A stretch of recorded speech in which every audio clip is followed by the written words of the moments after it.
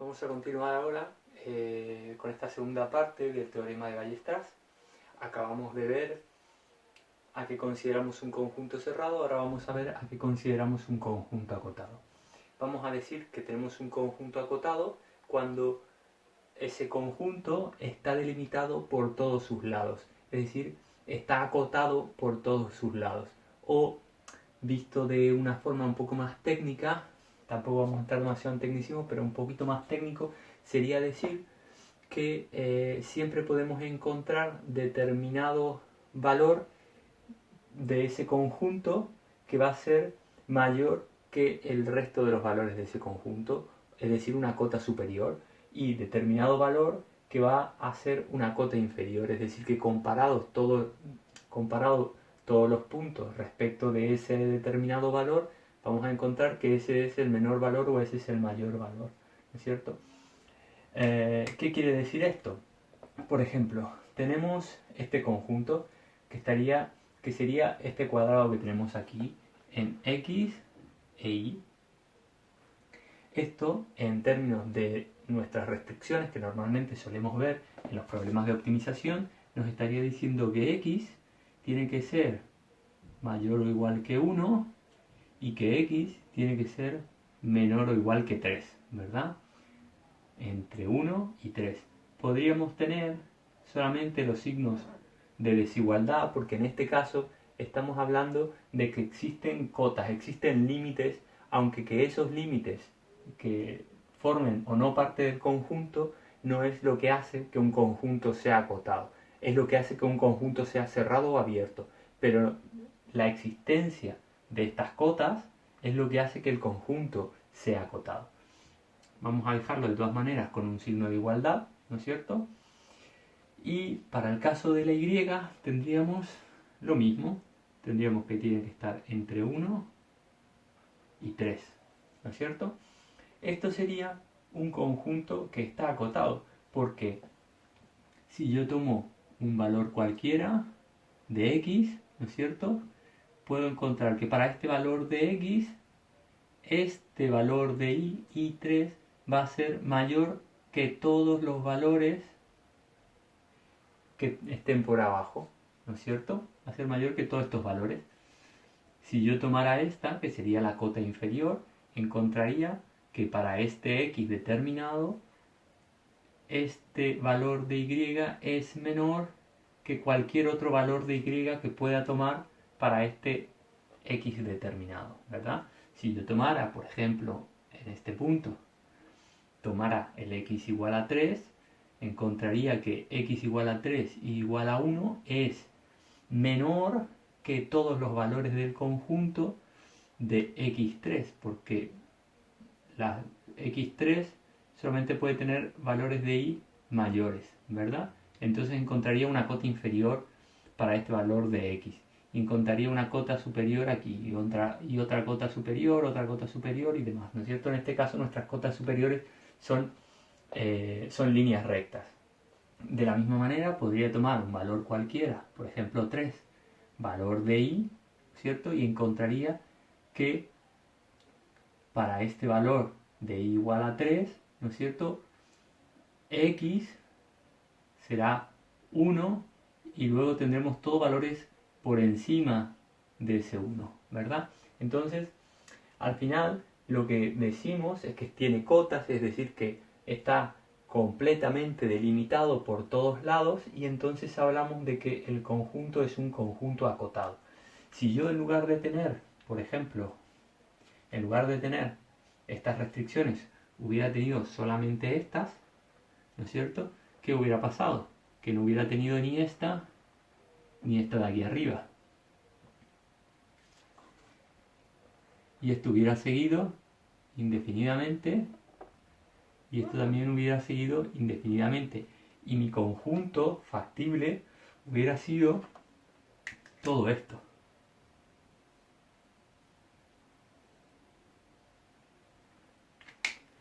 Fíjense que si yo, por ejemplo, quisiera encontrar para y igual a 3 ahora un valor, puedo encontrar un valor de x, ¿no es cierto?, que va a ser el menor de todos, porque cualquier y igual a 3 que yo tome, siempre voy a poder encontrar valores superiores a x igual a 1, pero nunca valores inferiores a x igual a 1.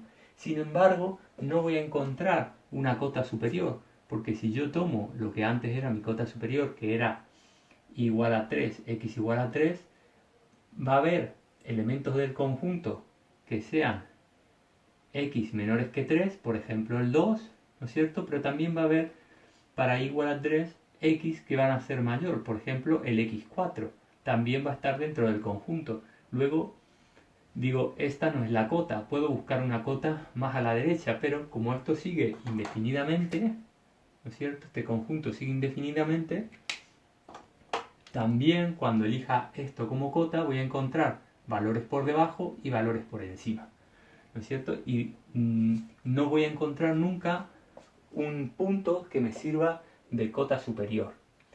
Me puede pasar lo mismo o no, no necesariamente, pero sí en este caso, de que yo elija un valor de x, ¿no es cierto? Y encuentre una cota inferior, pero no encuentre una cota superior, porque hay valores superiores y hay valores inferiores. Puedo tomar este como cota superior, pero me va a ocurrir lo mismo, hay valores inferiores y valores superiores. Luego, no está acotado este conjunto. Podría, al mismo tiempo, no estar acotado únicamente en una de las variables. Si tuviéramos, en lugar de esta definición, tuviéramos esta definición, ¿no?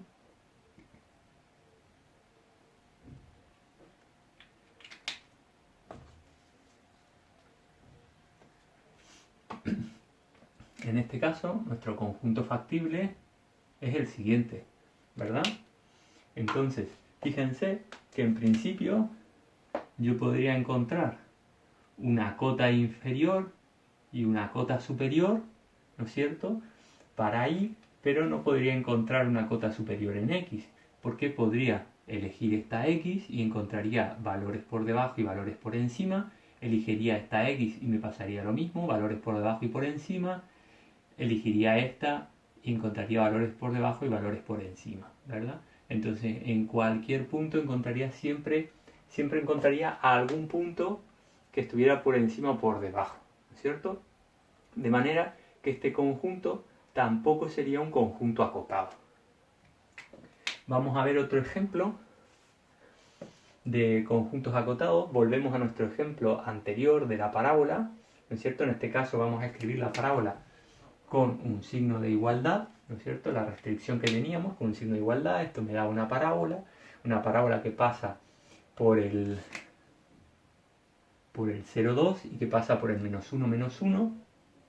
Y fíjense que habíamos dicho que este conjunto era un conjunto cerrado en este caso, pero que no era acotado, porque esto seguía indefinidamente, ¿verdad? Y por lo tanto, esto no era un conjunto acotado, no tenía una cota en este caso, ¿no? No tenía un límite, ¿no? Muy bien, pero ¿qué pasa si agregáramos una restricción más? Por ejemplo, una restricción del tipo y menos x tiene que ser mayor o igual que 0, ¿cierto? Una restricción más. Muy bien, ¿cuál sería esta restricción? Pues la escribimos con signo de igualdad, como hacemos normalmente, ¿cierto? Me dice y igual a x, eso quiere decir que cuando x vale 0, y vale 0, el punto que está aquí marcado, y que cuando x vale -1, y vale -1, este otro punto. Luego, esto sería una recta de esta manera, ¿no es cierto? Y podríamos ver que, como está con signo de desigualdad, ¿no es cierto?, todos los valores de y que sean mayores que x forman parte del cumplen esta restricción, ¿no es cierto? Todos los valores de y que sean mayor que x, todo lo que esté por encima de la recta, ¿no es cierto?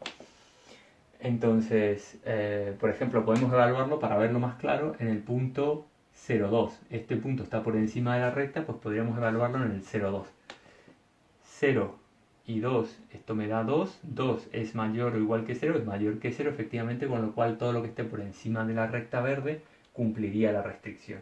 Y por otro lado, todo lo que esté por debajo de la parábola cumpliría esta otra restricción. Luego el conjunto factible que sale de ambas restricciones es este, ¿verdad? Y fíjense que este conjunto, que antes era un conjunto no acotado, ahora con esta restricción ya es un conjunto acotado, ¿no es cierto? Es un conjunto acotado. ¿Por qué? Porque está limitada por todos sus lados, ¿no es cierto? Y es más, si nosotros ahora hiciéramos lo que hacíamos antes, de buscar máximos y mínimos, ¿no es cierto? Con las mismas con las mismas curvas de nivel, por ejemplo la de cota 3, la de cota 2, dijimos que acá encontraríamos un máximo en la de cota 2, y si siguiéramos bajando, antes no encontrábamos ningún mínimo, sin embargo ahora encontramos un mínimo en la de cota menos 1, ¿verdad?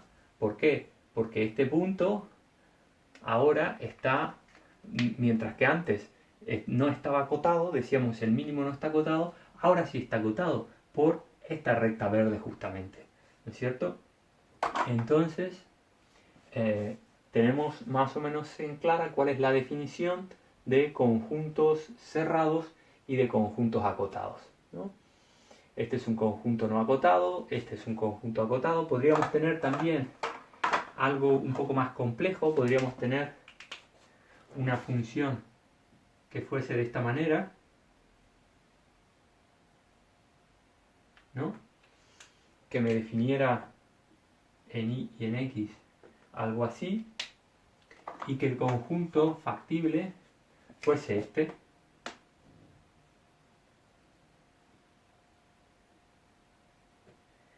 Y fíjense que como esto, si esto fuera hacia infinito de esta manera, esto sería también un conjunto no acotado.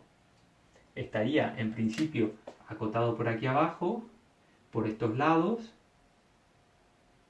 por este lado, pero no estaría acotado por aquí, ¿verdad? Entonces también sería un conjunto no acotado. Si tuviera otra restricción adicional, que tuviera esta forma, a lo mejor una línea recta, y me cerrara esto, y me dijera que forman parte del conjunto solo lo que está por debajo, pues entonces se transformaría en un conjunto acotado, ¿no es cierto? Muy bien. Entonces ahora podemos volver al teorema de Weierstrass y recordar lo que decíamos. Decíamos que si tenemos un conjunto cerrado y acotado, entonces, y ese conjunto forma parte del dominio de la función objetivo, y la función objetivo es continua dentro de ese conjunto cerrado y acotado, nos asegura que existe al menos un máximo y al menos un mínimo absoluto, ¿no es cierto? Podemos mirar la gráfica de esta función en 3 dimensiones, ¿no es cierto? Que esto sería como tener una función f de xy con xy que forman el dominio de la función, y esta función tiene su dominio en los reales. Y como podemos ver, no es una función en la que podamos encontrarle un máximo y un mínimo absoluto, porque va desde x, desde menos infinito más infinito, y y desde menos infinito más infinito.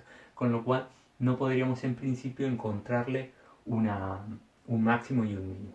Pero si ahora, en lugar de tener solamente esta función, tenemos esa función y un conjunto factible de soluciones que viene delimitado por una circunferencia, viene delimitado por una circunferencia, ¿no es cierto? Como la que vemos en este gráfico. En la parte de abajo está la circunferencia que forma el conjunto factible de soluciones x e y.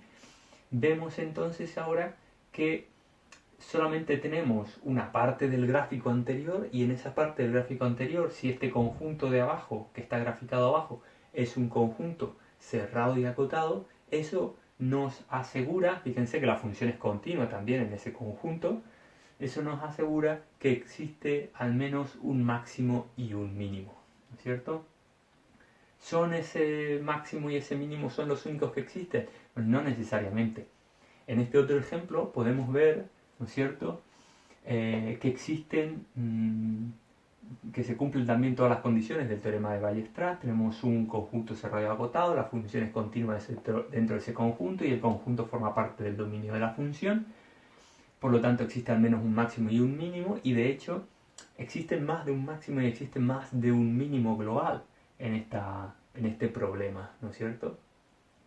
Por lo tanto, vemos que el teorema de Weierstrass lo que nos está diciendo es que existe, bajo ciertas condiciones, existe un máximo, existe un mínimo absoluto, pero no nos dice cuál es ese máximo y ese mínimo absoluto, solamente nos habla de su existencia y no nos dice tampoco cuáles son los valores que, para ese máximo y para ese mínimo, ni nos dice si son únicos o si existen más, ¿verdad? Bueno, en el siguiente video lo que vamos a hacer es resolver un ejercicio de optimización, como los anteriores que fuimos viendo, y vamos a ver si cumplen o no cumple el teorema de Weierstrass.